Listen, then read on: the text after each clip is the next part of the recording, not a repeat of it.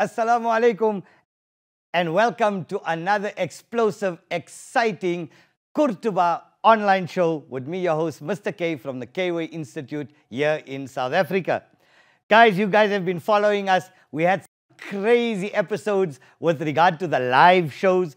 Amazing stuff, and the feedback that we received was absolutely amazing. So Jazakallah South Africa and Jazakallah to the world, and thank you all for tuning in to Hilaal TV and to the Qurtuba Online Maths Show.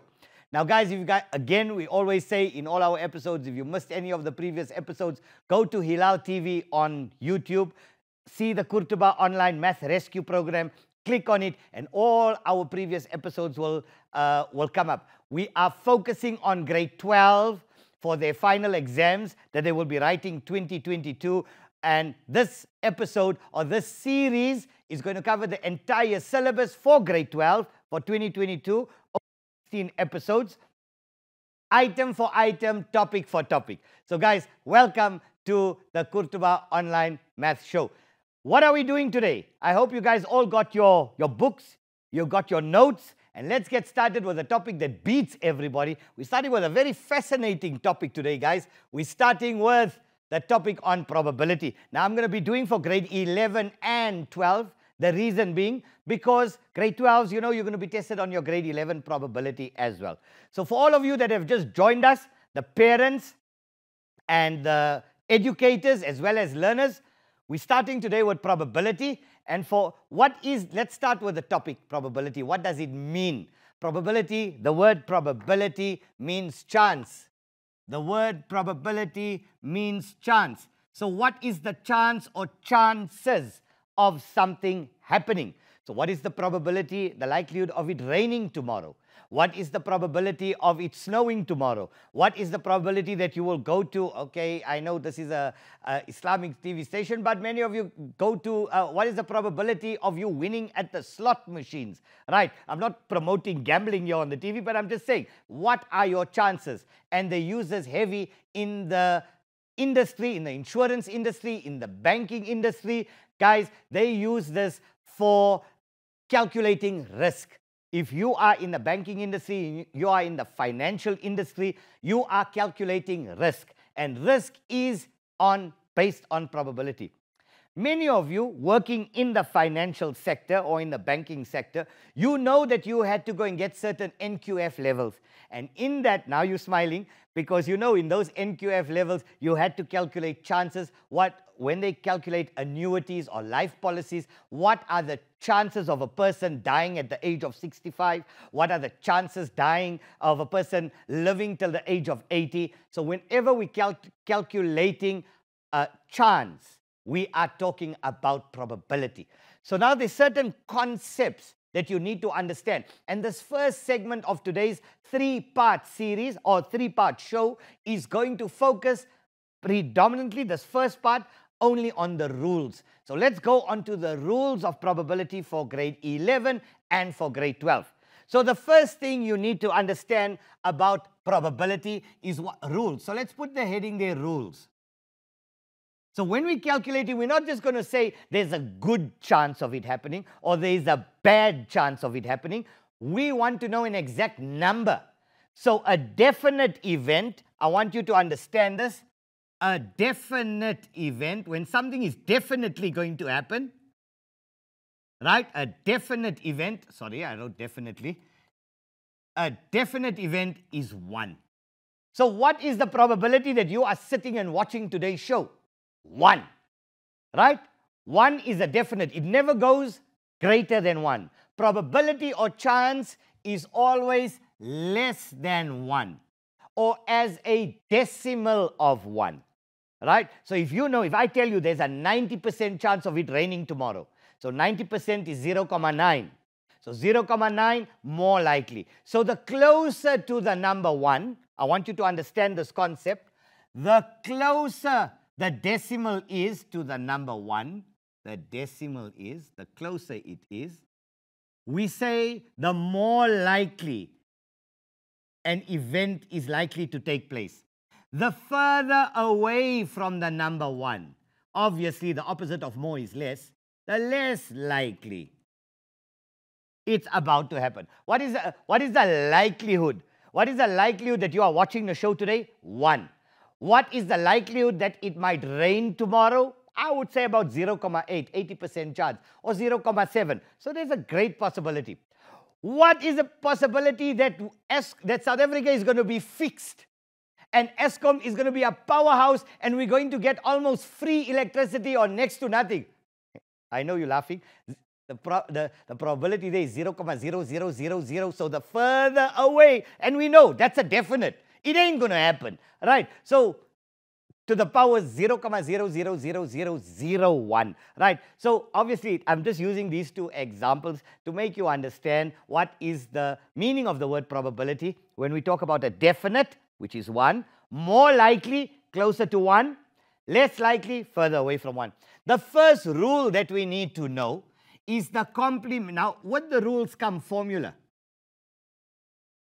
Now let's talk about, remember, like I said in this first segment, we're only talking about formulas. All the formulas required in probability for grade 11 and 12. And many of you guys are going to find this episode exceptionally interesting.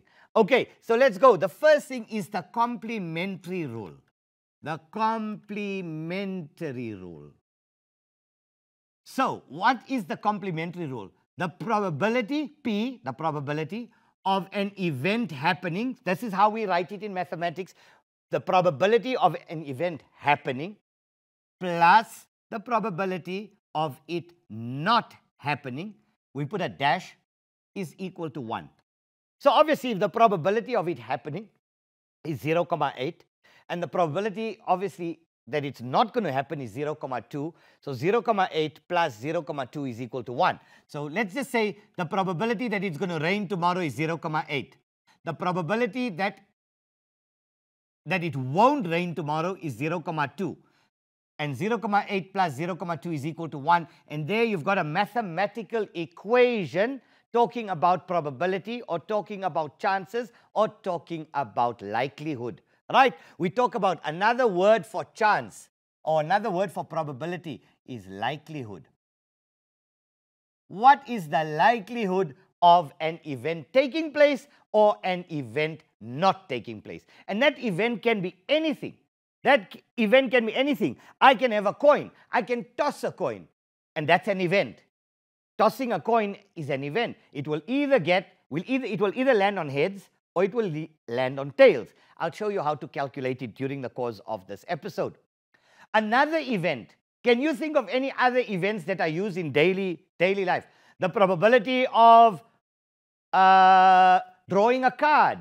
So you got a deck of 52 playing cards. You want to know what is the probability if you close your eyes and you shuffle that deck. What is the probability of you taking out a jack? What is the probability of you taking out an ace of spades? What is the probability of you getting 2 jacks? What is the probability of you getting no jacks? So this is how we play around with scenarios, utilizing the formula. And the first formula that we gave you is the complementary rule. And what did we say? What is the complementary rule? The probability of it happening plus the probability of it not happening is equal to 1. So later on, when I talk about, in the episode, when I talk about the complementary rule, know which one I'm talking about. Which one am I talking about? I'm talking about that first rule. Now, the second rule that we need to talk about is mutually exclusive. Now, these terminologies, guys, mutually exclusive. You know, mathematics is so interesting and mathematics is so fascinating that these terms are even used in the English language when two events are mutually exclusive to each other. What does it mean that two things are mutually exclusive? It means if event A happens, whatever event A is, if event A happens, event B can never happen. Event B can never happen. Give me an example. Can you think of an example if two things happen, if two events take place where the one happens and the other one can never happen? Basically, tossing a coin. If we tossed a coin, If it lands on heads, and we only tossed it once, if it landed on heads, tails can never happen. And if it landed on tails, heads can never happen. So those two, the event, hear me out, the event of tossing a coin and it landing and us getting a result of heads and tails. So heads and tails are mutually exclusive in that event. So if event A happens, event B can never happen. Okay. Another example, the show and an online workshop. I'm involved in the show today, and I can also be involved in an online workshop. The two events are mutually exclusive. Why? If I'm here on the show, right, hear me out. If I'm here on the show, it's happening. If I'm on online, the two of them cannot happen at the same time. Event A and event B cannot happen at the same time. We say that the online event and the live event are mutually exclusive. But there might come a time where the two overlap, and that's what we're going to be going through as we go through today's session. Okay, so mutually exclusive. So in mutually exclusive, we say that to prove mutually exclusive, whenever we need to prove that two events are mutually exclusive, the probability of A times B must equal to 0. So A and B, two big concepts. So now I'm introducing you to the multiplication sign in probability. I want you to write this down. Whenever it's multiplied, it's AND. Whenever it's added, it's OR. So these are the two big terms. You thought you knew English. Huh? You thought you knew English. You looked at it and you say, okay, the word and the word or are so insignificant. No, the word and the word or have got such huge implications, especially in calculation. Because whenever a problem says and, we multiply.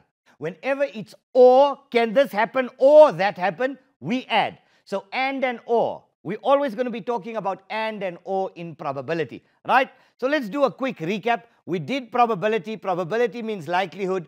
A definite event is 1. Closer to 1, more likely. Further away from 1, less likely. When we use multiply, we say and. When we say add, we use the word, or when they use the word or, we add. When they use the word and, we multiply. Complementary events, the probability of it happening plus the probability of it not happening is equal to 1. Mutually exclusive, if event A happens, event B can never happen.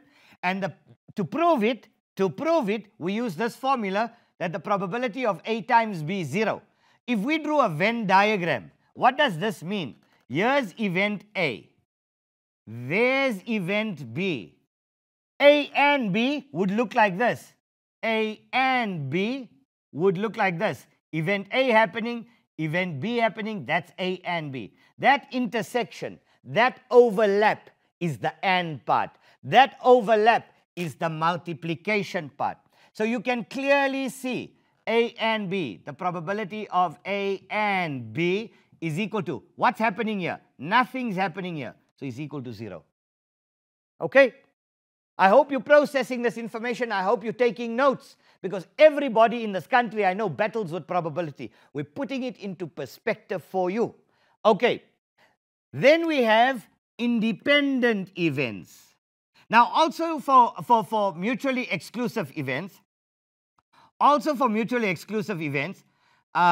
we also know that the probability of A or B is equal to the probability of A plus the probability of B. That usually refers to what we call independent events. Independent events. So that is our third one. Independent. And what does independent mean? So mutually exclusive meant if event A happens, event B can never happen. Can never happen. Independent means that the outcome of event A has no impact on the outcome of event B. And give me an example of that. They two independent events. Take two soccer matches being played in two different provinces. Here's an example of independent. Mutually exclusive, we said tossing a coin. We tossed a coin. If it landed on heads, we couldn't get tails. And if it landed on tails, we couldn't get heads. That was mutually exclusive. Complementary, the probability of it happening plus the probability of it not happening is equal to 1. Independent means that if event A happens, whatever the outcome of event A will have no impact on the outcome of event B. 2 soccer matches being played in 2 different provinces. These 2 soccer teams will play, there'll be an outcome. These 2 soccer teams will play, there'll be an outcome. The 2 will not overlap each other. The outcomes of this event does not impact on the outcomes of the second event. They are 2 separate, totally separate events. So that's independent. Okay. Then we have what we call all events. All events. Now, all events mean that, yes, I could have outcomes from the one, I could have outcomes from the next, and there could be an overlap. Meaning, let's give you an example. Rain and sunshine.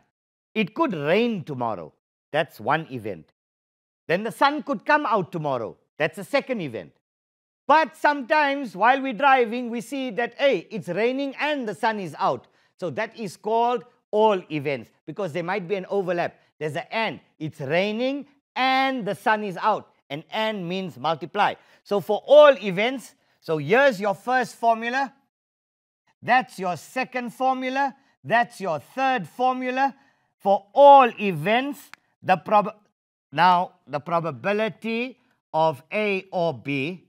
Remember, we had for mutually exclusive A or B or independent, probability of A plus probability of B, right? That's also for mutually exclusive.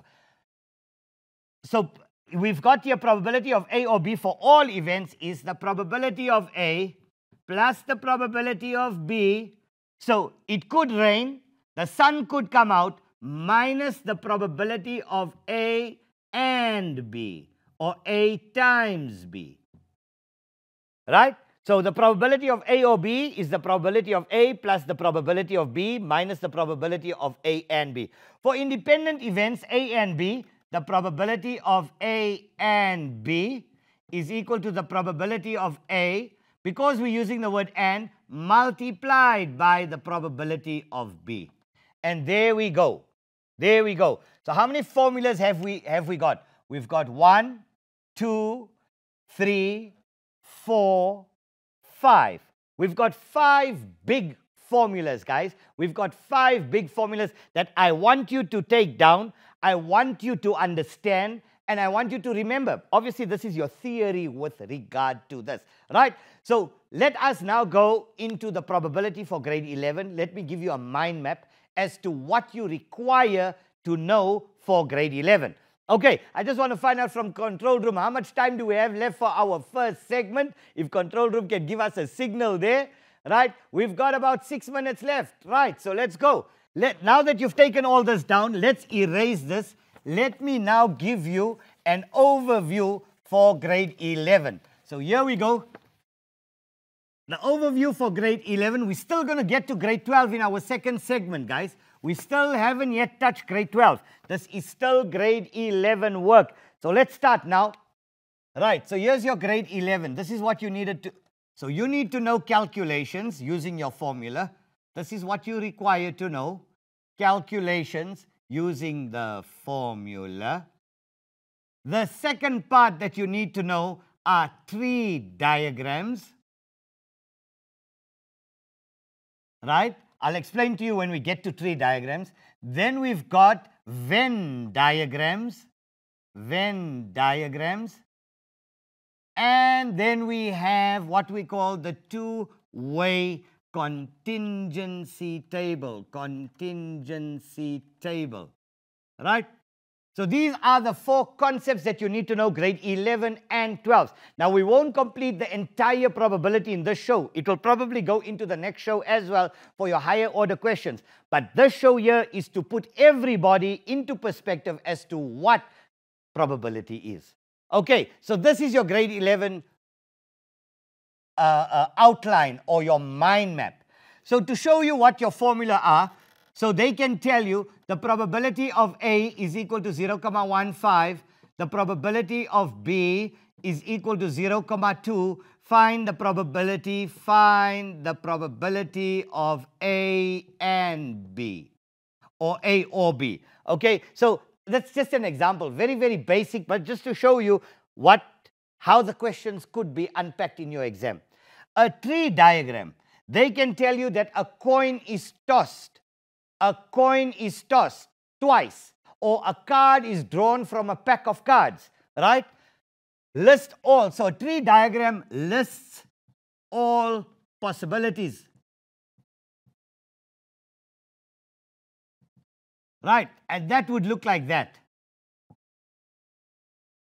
That's what a tree diagram looks like. So we're going to be doing examples of each as we go along. A Venn diagram. Obviously, your Venn diagrams look like this. You get the two-circle Venn diagram, A and B, or you get the three-circle Venn diagram that looks like that. Right? I'm just showing you how it will be shown to you in your exam. And then you've got the two-way contingency table. That would look, I don't have enough space here. I'm going to draw this here. So you'll probably have your total column here in the corner. You'll have an event. You'll have another event. And it's also called, contingency is also called a tally table. Right? So all your values across must total here. All your values down must give you a total there. Right? You know what I'm talking about, grade 11s, grade 12s, you know exactly. That's a two-way contingency table where we list the events, we list the outcomes of the events, and we tally it. In the last column, we're going to tally it down or we're going to tally it across. So this is what it would look like. Okay, guys, now that you've got this, we're not going to do like we've done in our previous episodes where I'm going to give you a problem. You can chill for today. During our ad break, we're going to cut for ad break. When we come back, I'm going to give you the overview of the grade 12 work, and then we're going to start with the grade 12 fundamental counting principle and factorials. Guys, we're cutting for ad break. I'll see you after the break. Stay tuned to the Qurtuba Online Show. And we're back.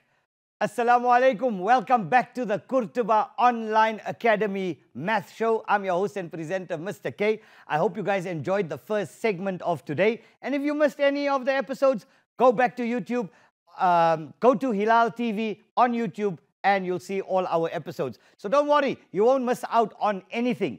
Now, today's episode dealt with probability. In the first part, I just gave you an overview of your grade 11 work. Don't worry, grade 11s, in our next show, we'll cover up some of the some of the examples based on what we did in the previous segment.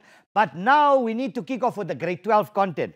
Now, grade 12s, I need you to pay attention very carefully because this is the section for grade 12s under probability that kills you all, right? Many of you don't know what is the difference between the two major concepts in probability for grade 12, which is, let's put here grade 12. This is what you need to know. Number one, for grade 12 probability, remember we are doing probability.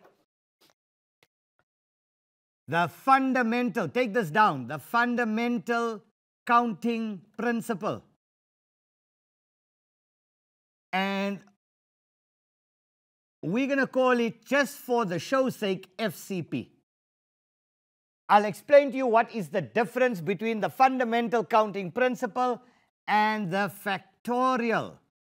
Now, the factorial, so we're dealing with factorials and we're dealing with FCP. Factorials have an exclamation mark next to it. All right, now I'm going to put you all into the picture as to what this means. Now, the fundamental counting principle, an example of this is if you all have alarm systems at home. Well, you are in South Africa, so obviously you need an alarm system, right? You've got a digital pad. Now, you've got, say, 4 numbers, 4 digits, all right? So you've got a 4-digit code, a 4-digit code, alarm system code, 1, 2, 3, 4, right? You're going to punch in 4 different numbers into your code. What is the probability that a burglar gets into your house doesn't know your code, and deactivates it on the first shot. Right? Let's calculate it. Now we don't say, nah, it will never happen. It can never happen. In mathematics, we give it a value. So now you know, remember what numbers do you have on your keypad? You've got from 0 to 9. So 0, 1. Remember, we're including 0. 0, 1, 2, 3, 4, 5, 6, 7, 8, 9. So that means we've got 10 digits to choose from. Okay, so that means the first input, the person has 10 different inputs. If we're looking from 0 to 9, from the options are 0 to 9. So that means we have 10 options. Now we have the fundamental counting principle with repetition or without repetition. That means you can repeat a number or you can't repeat a number. So if the question says with repetition, that means if I chose a number like 5, I can have 5, 5, 5, 5. So that's with repetition because you are allowed to repeat it. So with repetition here, you have 10 options. With repetition here, obviously, you got 10 options. 0 to 9 is 10 options.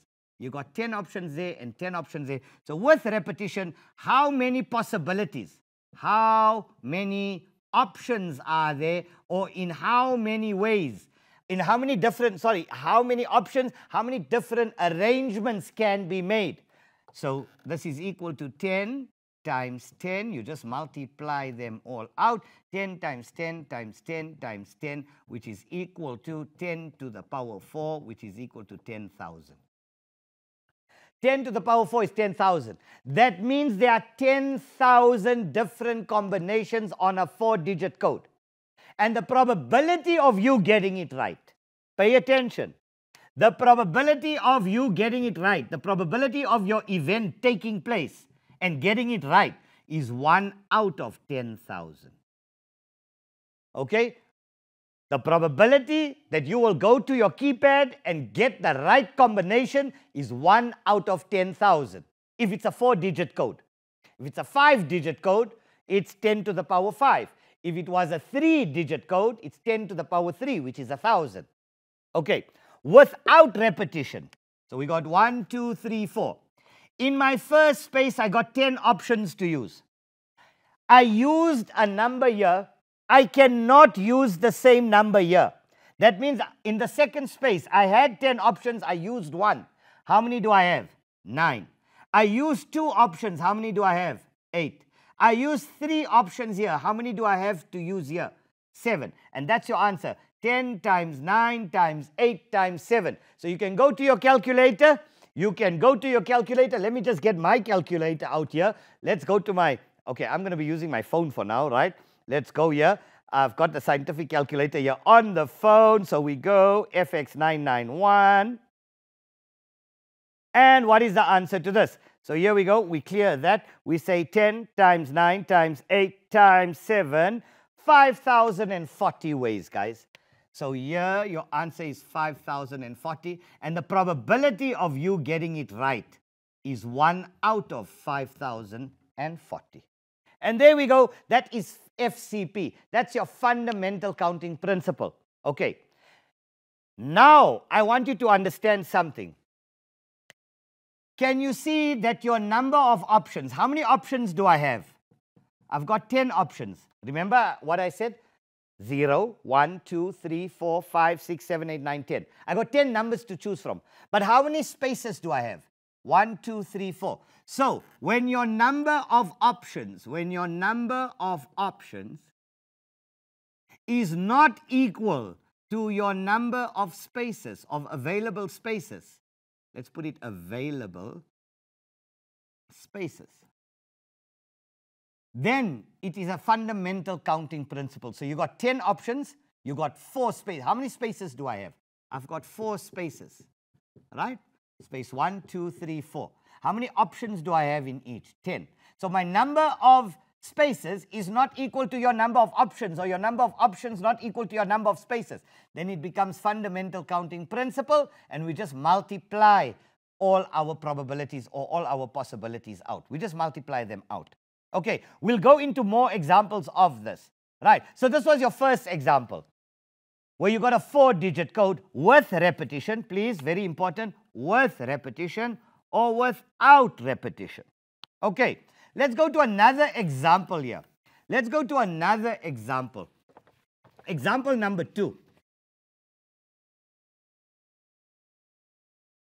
Let's go to another example of fundamental counting principles. So you got Gauteng cars. You want to find out how many cars are on Gauteng roads. If all the number plates were used, I'm not talking about personalized plates. So now we want to find out how many cars on Gauteng roads. So obviously we need to find out the number plates, right? Because if all the number plates are used, we can then calculate how many cars are on Gauteng roads. So we've got, in Gauteng, we've got 2 letters. We've got a letter, letter. We got 2 numbers, and we got letter, letter, letter, letter, number, number, and we got GP, right? Actually, we can actually calculate how much does Joburg's road agency just make from Gauteng cars. Okay, but that is for a different discussion. So let's go. And let's say no vowels. You're not allowed to use A, E, I, O, or U, right, in your letters. You can use your letters of the alphabet, but you can't use your vowels. So let's say no vowels. No vowels. Right, let's calculate. If all the number plates on Gauteng roads were used, we know how many cars there are. And if on average you license your car every year, say you pay 600 Rand. So take 600 and multiply it by the answer that we are about to get here. And let me tell you, that numbers go into the billions. Right, makes you think. So let's go. No vowels. So how many letters in the alphabet, guys? How many letters in the alphabet? 26, right? If you're studying English, you'll know 26 letters in the alphabet.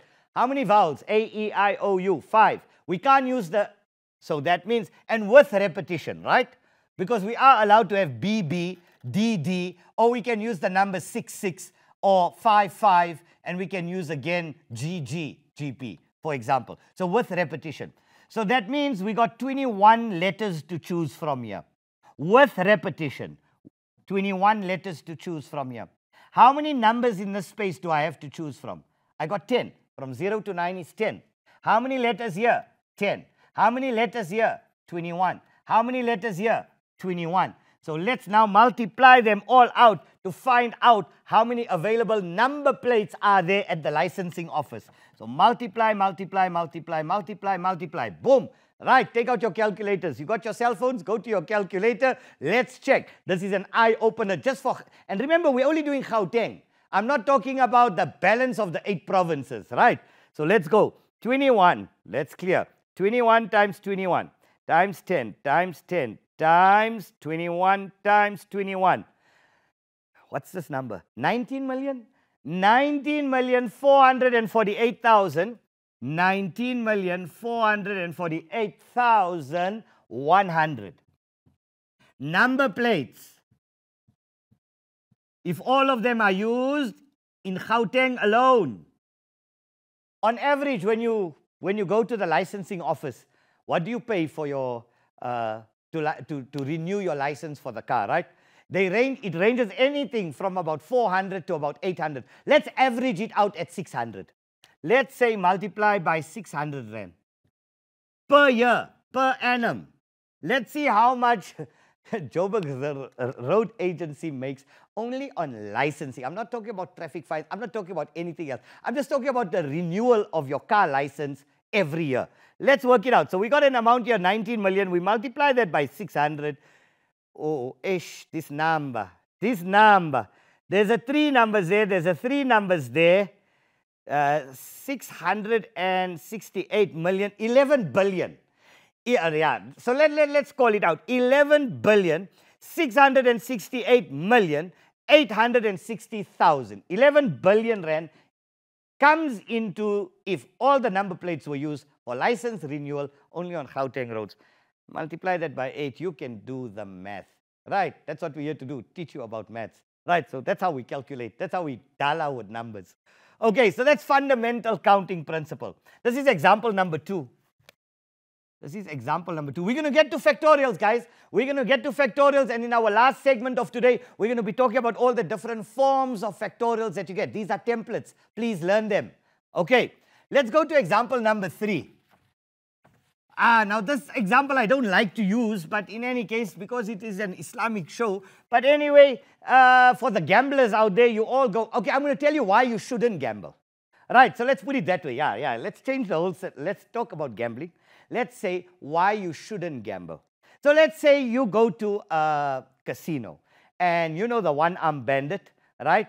The slot machine, right? In our colloquial terms, a slot machine.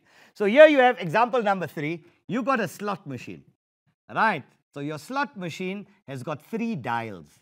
Now you know, and then it's got an arm, right? That's why they call it the one-armed bandit, right? The slot machine. Okay. What is the chances of you winning? You need to hit jackpot. And jackpot would be probably you want to hit jack, jack, jack. And that's called jackpot. Okay? And probably whatever the takings are for the day. You want to know what are your chances, give an exact value of what are your chances of you winning. Now you know on each reel, you got 3 reels, right? Reel 1, reel 2, reel 3. On each reel, you got, say, 30 pictures. You got a cherry, you got a pineapple, you got a joker. I don't know. I haven't seen it. I'm just giving you examples. You got a car, whatever you got. You got numbers, you got fruit, you got vegetables. You've even got a picture of a card. You got the Queen of Hearts, whatever you got. You got 30 pictures on each reel. Let's say, for example, right? Remember that reel spins. You got 30 pictures here.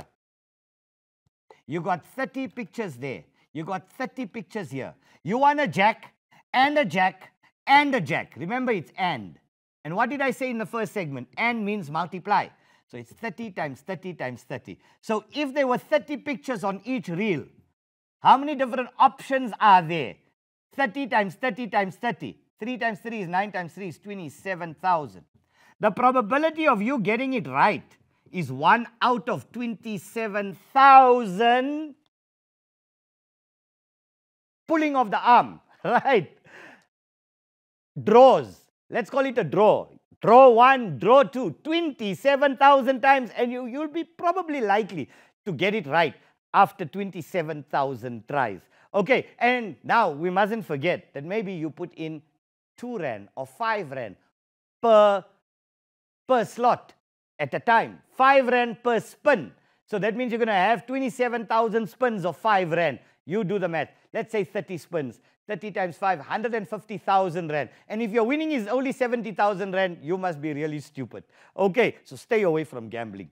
Okay, maybe the gambling houses here are going to get upset with us, but yeah, gambling is not good for you. Haram. Okay, let's go.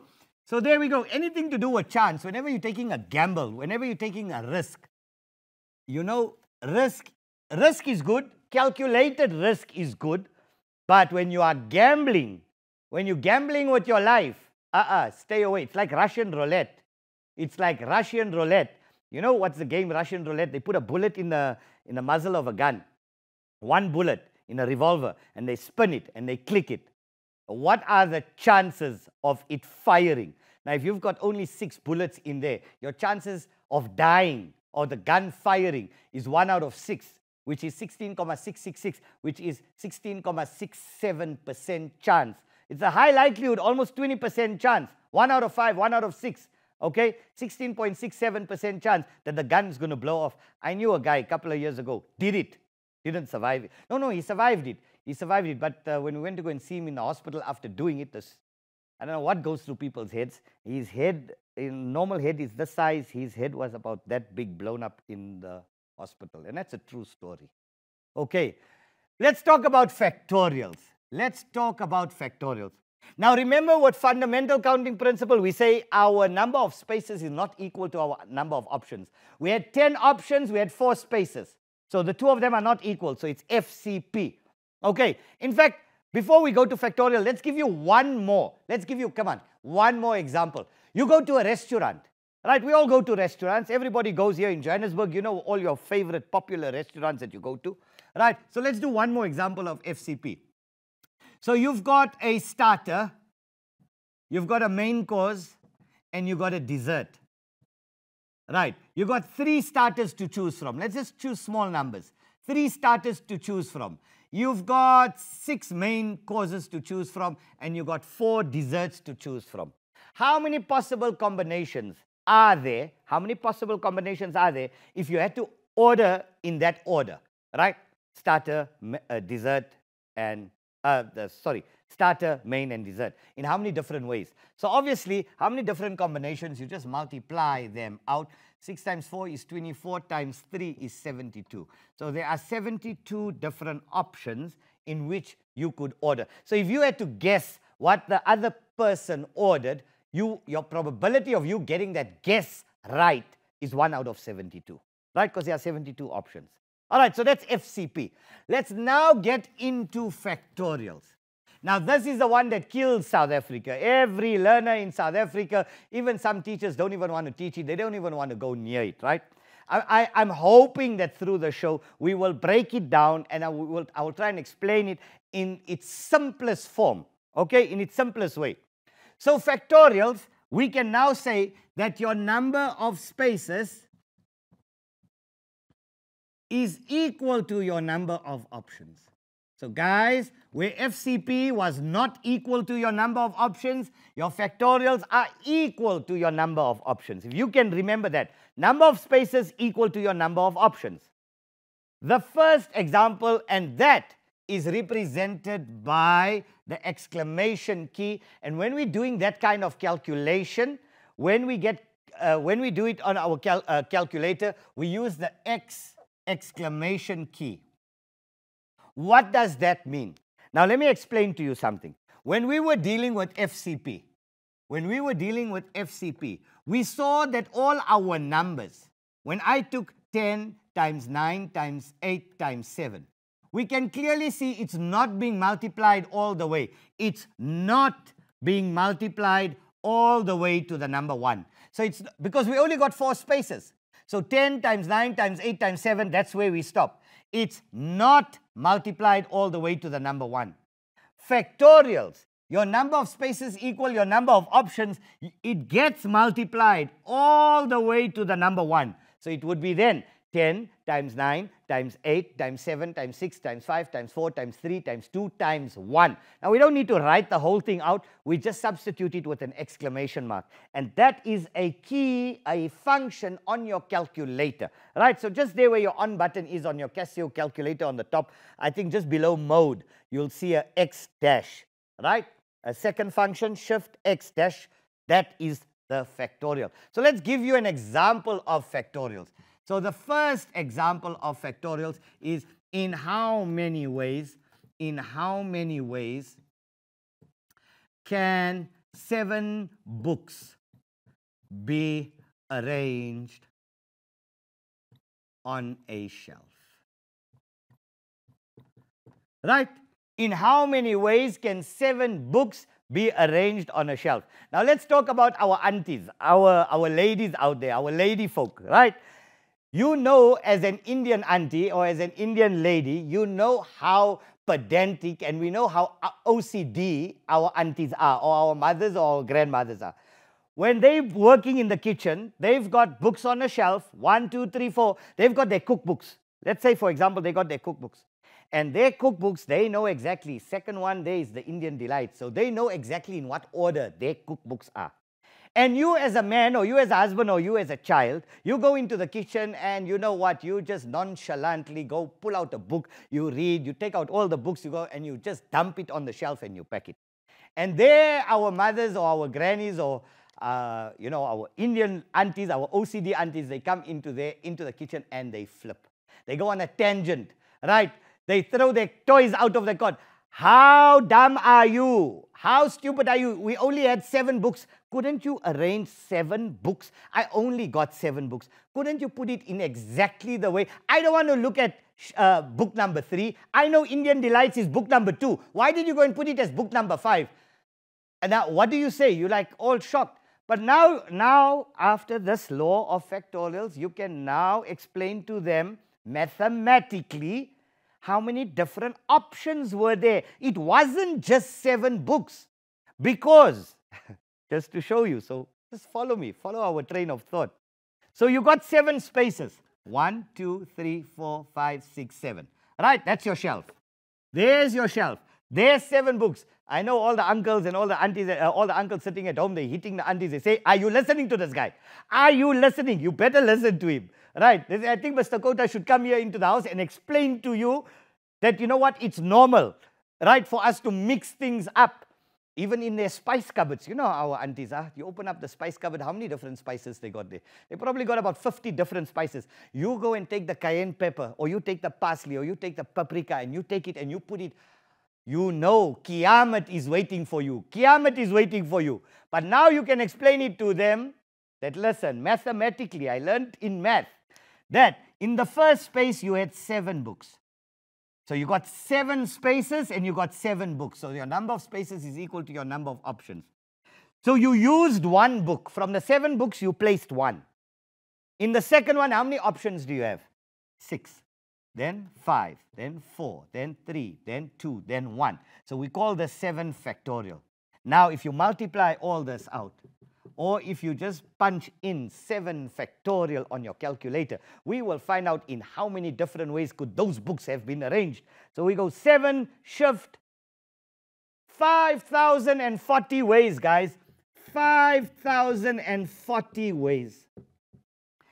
Now, you know, if you're going to go now and explain, and you know when the aunties are going on a tangent and you know that red vein pops here, or that vein comes down, that's the time you know, leave the room. Leave the room, because when your mother or your grandmother now is angry and that vein is popping and you want to try, imagine at that point you say, wait, let me sit down nicely, let me explain to you. You see, we call this factorials. You're getting a vellum on your head or you're going to be hit with a pen. So maybe when they're a little bit calmer, don't do it at the same time. Don't do it at the same time, right? Wait until they are calm. Then sit down with them and say, you know, last week you almost hit me with a frying pan or a vellum on my head. You know, you asked me about 7 books on a shelf. Let me just explain to you something. It's called factorials. 7 books, 7 spaces, 7 factorial. How did you expect me to know? The chances of me getting it right was 1 out of 5,040 ways. Okay, guys, we're going to be cutting for an ad break now. We're going to be carrying on with more. I'm going to be finishing the whole topic on factorials in our 3rd segment. I know this is the point now here where the mothers are now so angry. The fathers are loving it. Husbands are loving it. They're saying, you see, I told you. I knew there was something behind it. And yeah, now this is the time where the aunties all get up. They say, I don't want to listen to this man. I'm going to sleep. All right, guys, we're cutting for ad break. Enjoy the break. I'll see you immediately after the break. Assalamu alaikum. Welcome back from the break, guys, in our explosive Qurtuba Online Maths Show. We're here to gear the grade 12s up for the final exams, and I hope you guys enjoyed the last segment. We were having a good laugh here in studio. We said all the aunties, we got all the comments, phone calls came in like this. Great show. Uncles are saying great show. Aunties are saying, who's this guy? Who's this guy telling our husbands how to calculate how many books on our shelf? But in any case, let's go back. So now this is not the only one type of scenario that you get. This is only scenario number 1. Let's now go on to scenario number 2. So our first one was, in how many ways can 7 books be arranged on a shelf? Now those of you, I know, you know, within the Muslim, within the Indian community, I know that the big business is cars. So many of you have got cars. And you got car stands. You know, car stands, there's never a shortage in our community with cars. You need a car, you'll get a car pronto, right? You don't even need to look far. There's always somebody in the family that's got a car stand. Now, imagine you had a car stand and you had the dealer, or you the owner, the motor car, used car owner, and you've got 15 cars.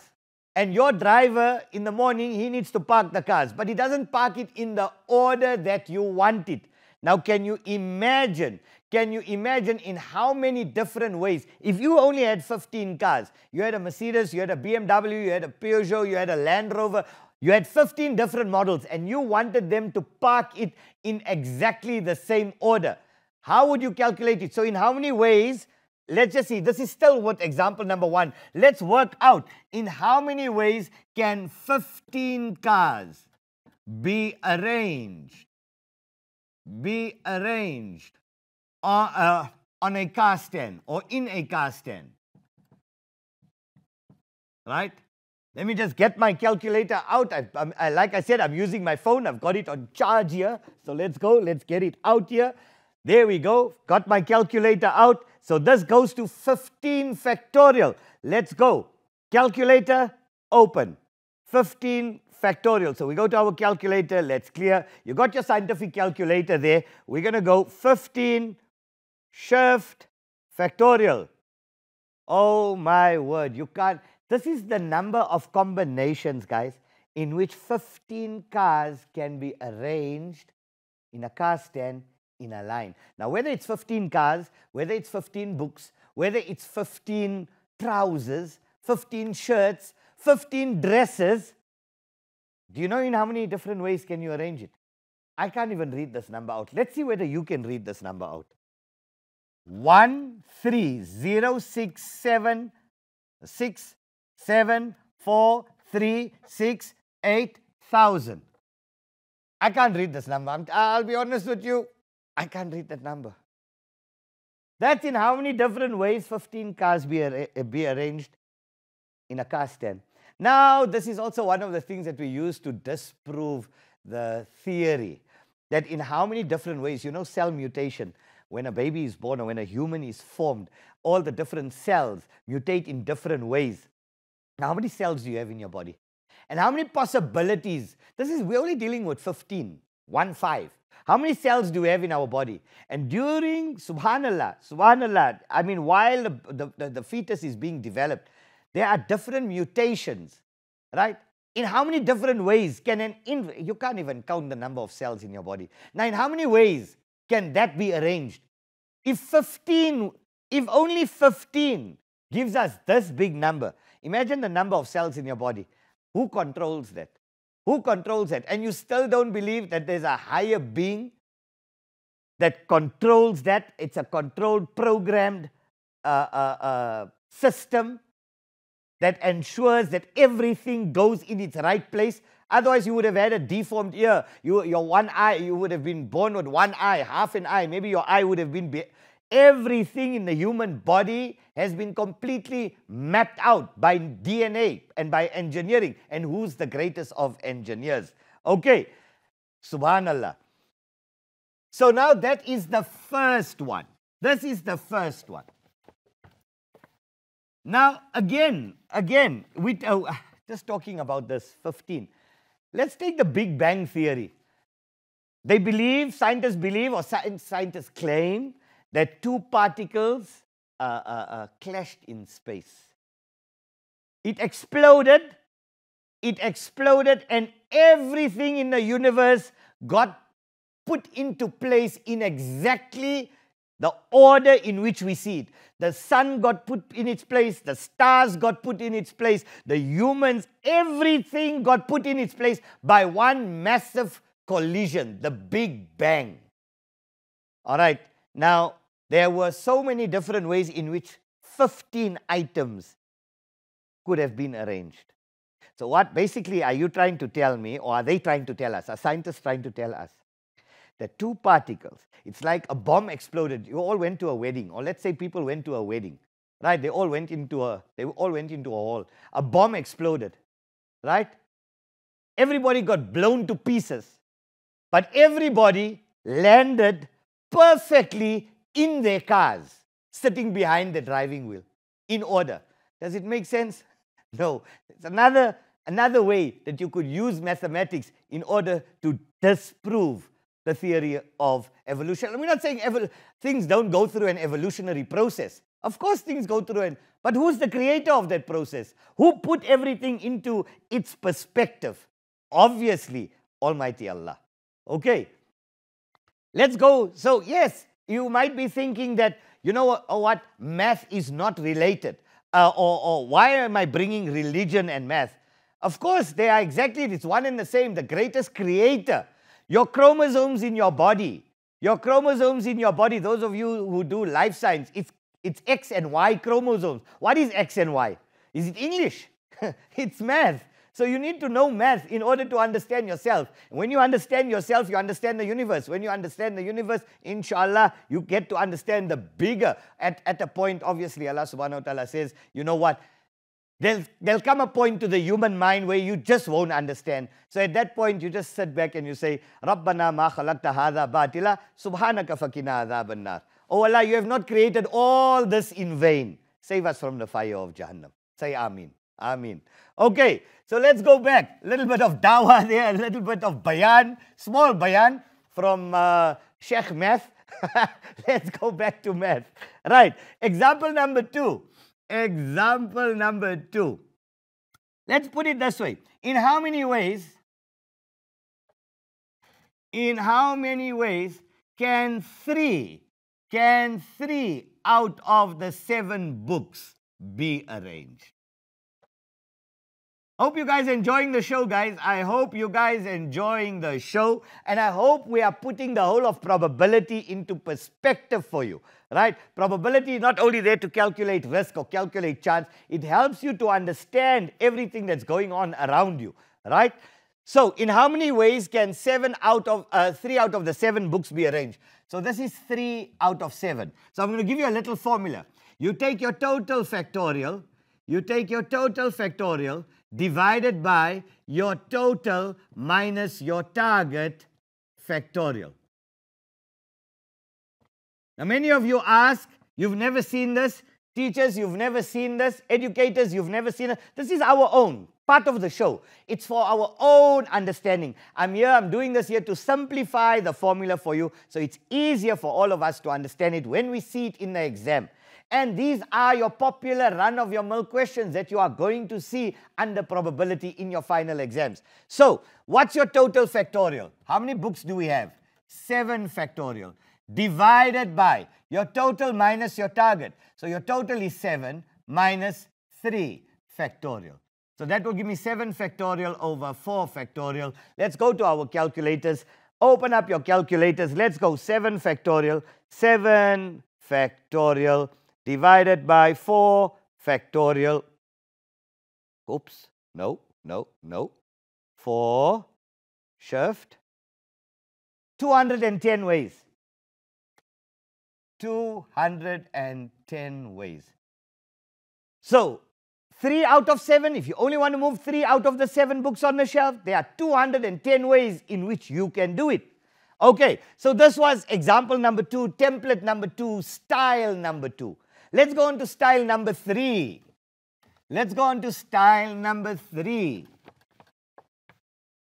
Okay, so style number 3 or example number 3. Now I'm going to put a star here. This is very important. I've come across it in many. We were going through a past paper the other day, and in fact it had cards. So you had, playing cards. So you had diamonds, you had hearts, you had different. And they asked you in how many ways could if all the hearts had to be put together and if all the diamonds had to be put together, in how many ways? So we're talking now about grouping, or we're talking about repetition. So example number 3 deals with repetition. And let's talk about repetition. So very popular, and I know grade 12s, you're going to smile now, right? In how many ways can the word Mississippi be arranged? So you all play the game Scrabble, right? You all play Scrabble. It's a popular game for yongs.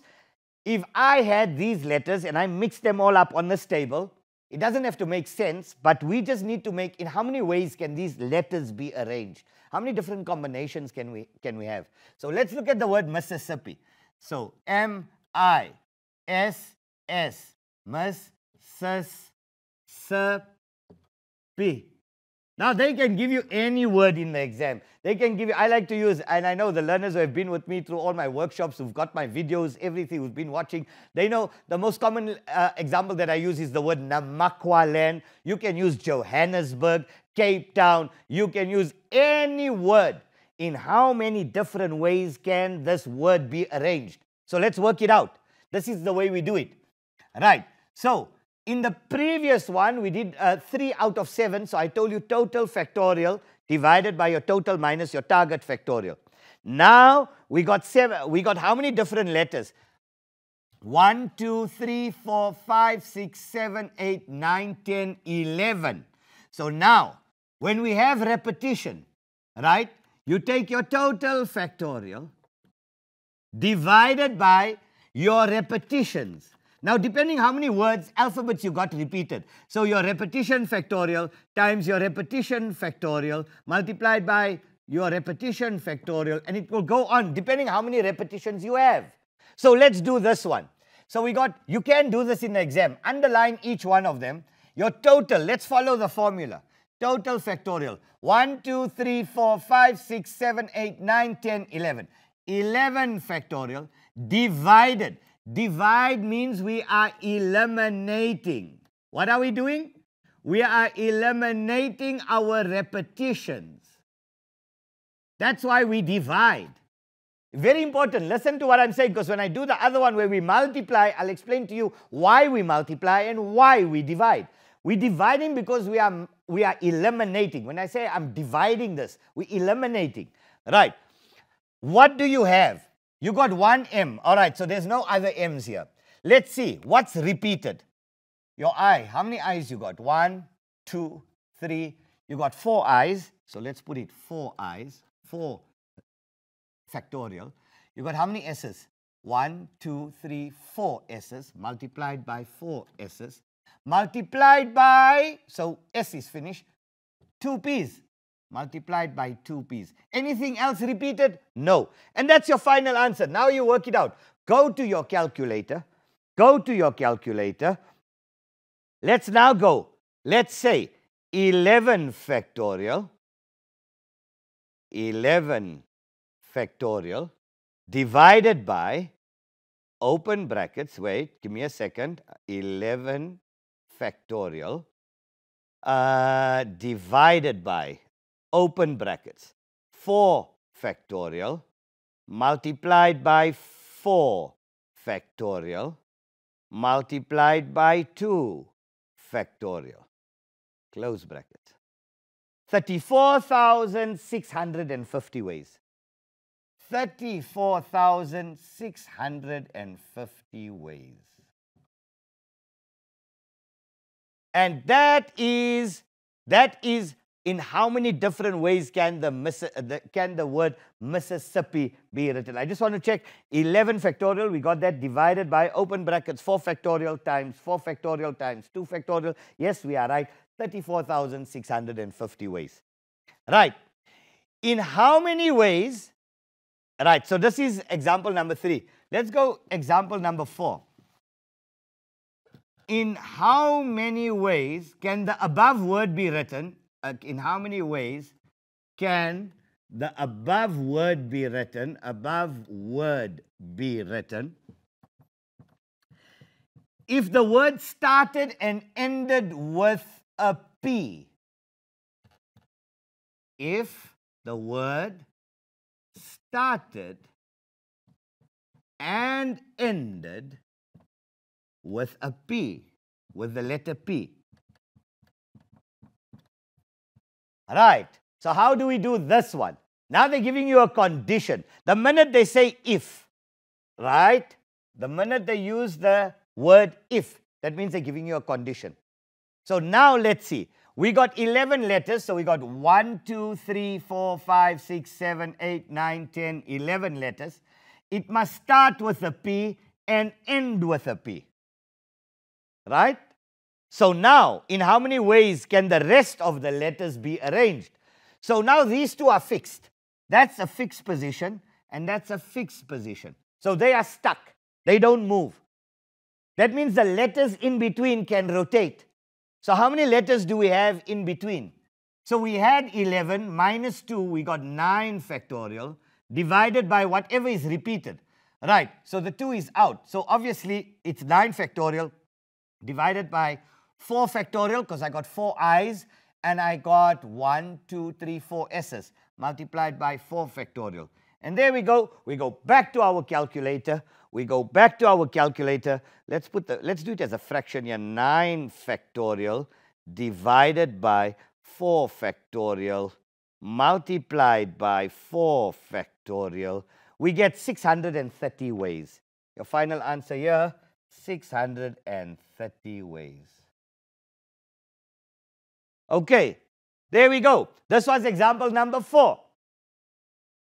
Let's go into example number 5.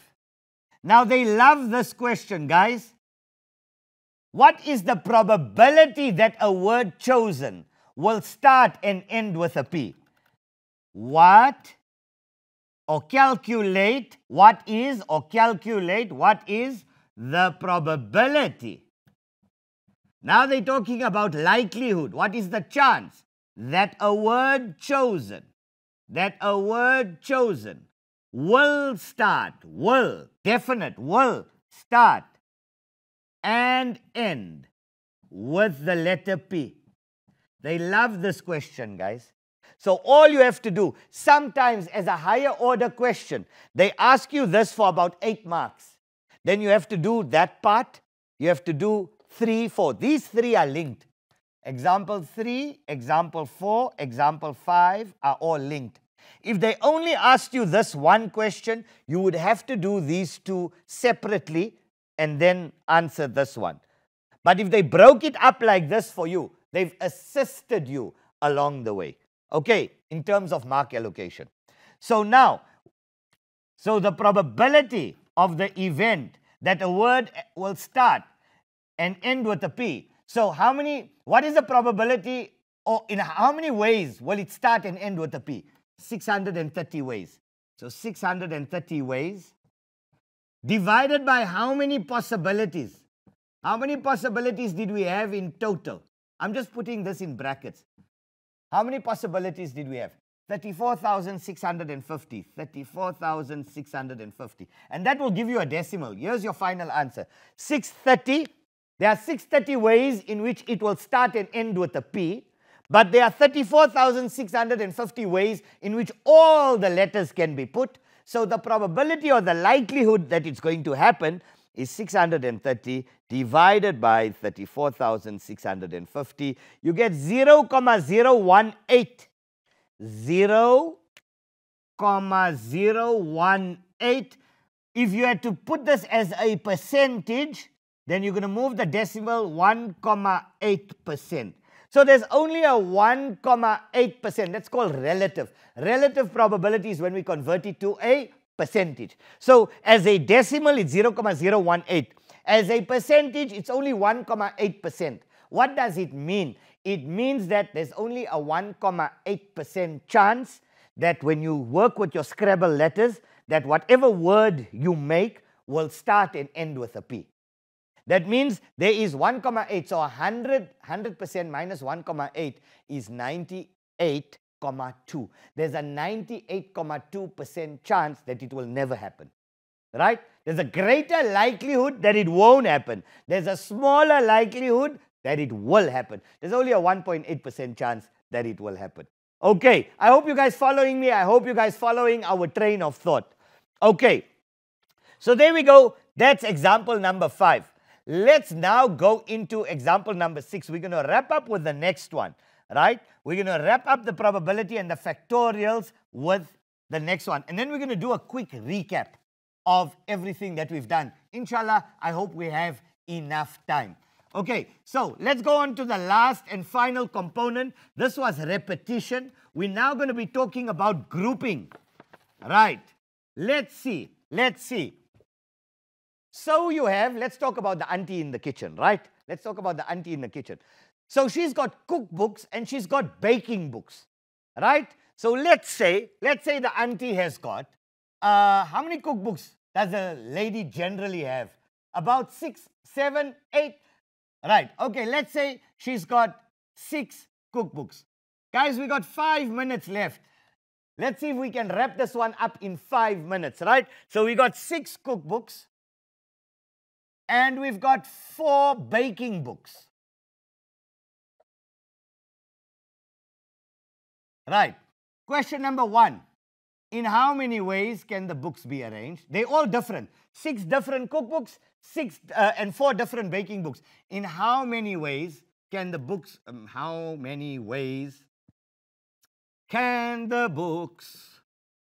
be arranged? Right. If 4 cookbooks need to be placed next to each other. So now we're dealing with grouping. And that's the next question. If 4 cookbooks need to be placed next to each other,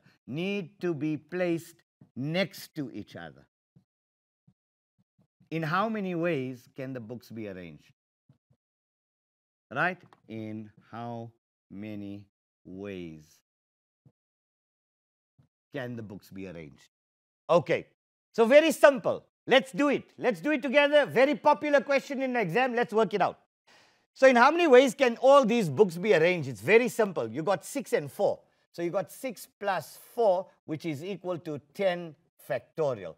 And what is 10 factorial? Let's go to our calc, because they're all different, right? They say randomly, you can mix the books up. Cookbooks, baking books, mix them all up. In how many different ways can they be arranged? So our answer there is going to be 10 shift factorial. 3,628,000 aunties, kalas, gorimas. If you've got 10 books, if you've got 10 books on the shelf, 800. There are 3,628,800 different ways in which 10 books can be arranged on your shelf. Never thought about it in mathematical terms before, did you? Okay. Now, if 4 cookbooks need to be placed next to each other, let's see, control room, how much time do we have? I think we've got about 2 minutes. 3 minutes. Right, we can do it in 3 minutes. So now we got 6 and 4. So let's go. Let's do it like this. Let's do it. 6 plus 4.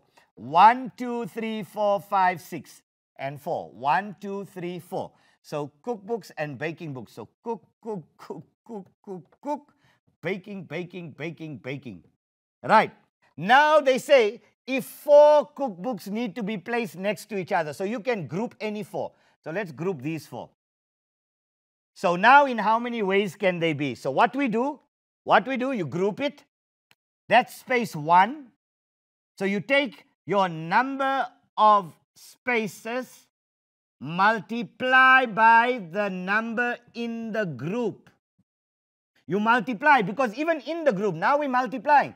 Even in the group. Why? Because even the 4 in the group can be arranged, can be swapped around. So now what do you have?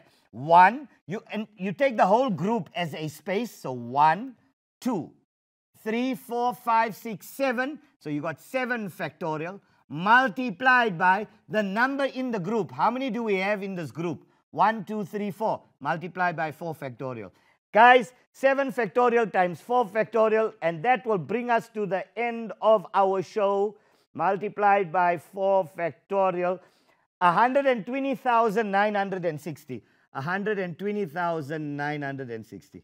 Boys and girls, brothers and sisters, uncles and aunties, motas and motimas, Jazakallah, thank you so much for watching our show. Hope you guys, educators, professors, hope you guys enjoyed the show. You like the show, send us your comments.